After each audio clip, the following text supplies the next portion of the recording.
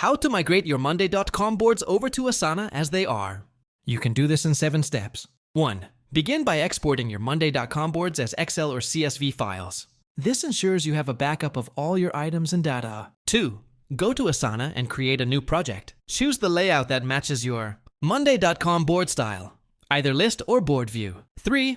Import your CSV file using Asana's import tool. Make sure to map your columns like task names, assignees' due dates, and status accurately. 4. Review the imported data for errors or missing fields. Adjust column mappings or formats as needed for everything to display correctly. 5. Rebuild automations using Asana's rules and workflows. You can set up triggers similar to what you had in Monday.com to maintain productivity. 6. Invite your team to the Asana project and assign tasks as per the original assignments. Encourage feedback to ensure the migration feels seamless. 7. Archive your original Monday.com board or set it to read-only. This helps you transition fully while still keeping access to historical data.